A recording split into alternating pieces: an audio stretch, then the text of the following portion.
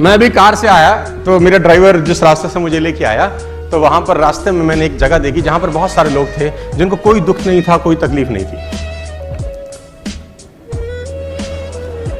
सब लेटे हुए थे और किसी को कोई दुख ही नहीं था, तकलीफ ही नहीं थी। वो एक्चुअली एक ईसाइयों का कब्रिस्तान था। They don't have any problems। और आप भी चाहते हैं कि आपकी दुख तकलीफ दूर हो जाए। अब कितने लोग चाहते हैं उनकी दुख तकलीफ दूर हो जाए? हाथ कैसे रैपिड नीचे गए सबके ना यार। Problems are a sign of life my dear friends. Problems are the sign of life. जब तक हम जिंदा रहेंगे तब तक समस्या रहेगी। जिस दिन समस्या खत्म हो गई समझ लो जिंदगी खत्म हो गई। और जब आपकी जिंदगी में कोई समस्या ना हो ना तो घुटनों के बल बैठ जाना और ऊपर देख के बोलना, भरोसा खत्म हो गया क्या? अगर नहीं तो समस्या भेज, निपट लूंगा, चिंता मत कर।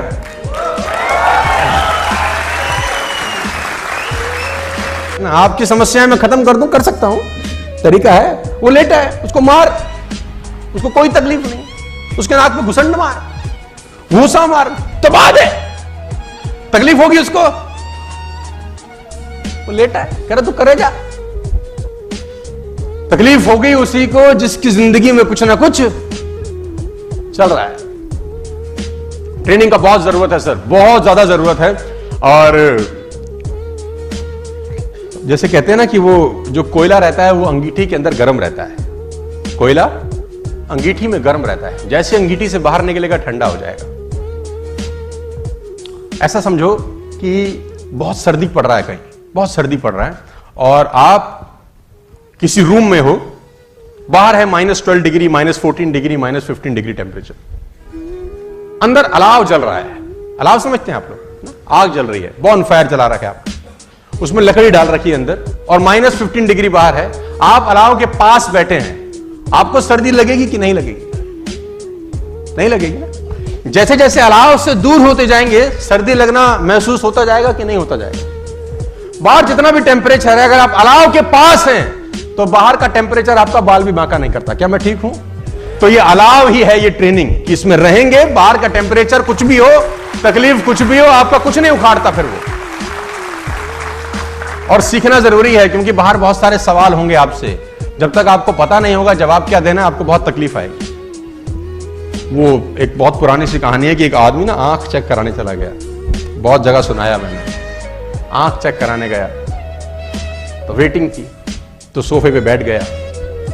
जो ऑप्टोमेट्रिस्ट था वो किसी आदमी की आंख चेक कर रहा था।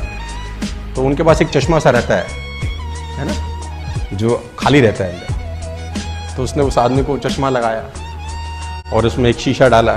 अब दिख रहा है तुझे? तो बोला ना। तो उसने बोला शीशा निकाल के दूसरा डाला। बोला अब तुझको दिखता है?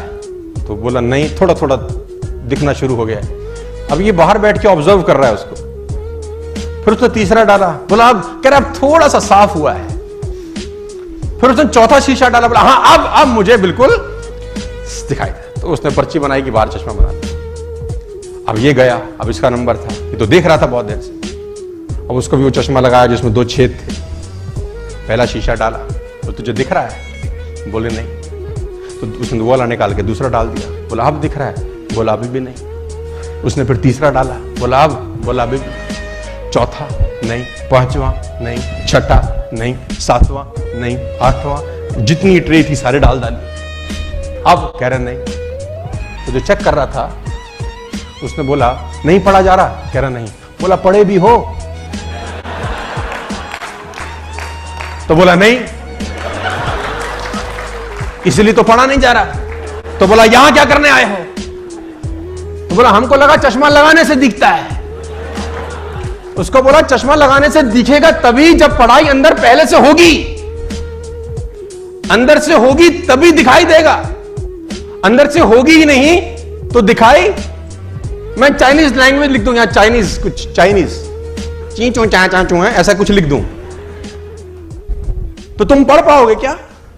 जबकि तुमको दिखता भी है, परफेक्ट नजर आता है। चाइनीज लैंग्वेज पढ़ पाएंगे? अरबी लैंग्वेज यानी पढ़ भी वही पाएंगे जो ज्ञान पहले अंदर होगा ना। जो होगा ही नहीं उसको भी नहीं पढ़ा जा सकता। बाहर बहुत सारे सवालों के जवाब तुम्हारा इंतजार कर रहे हैं, लोग तोपियां लेके खड़े हैं बाहर और चड्डी में बम लगाने वाले हैं तुम्हारी।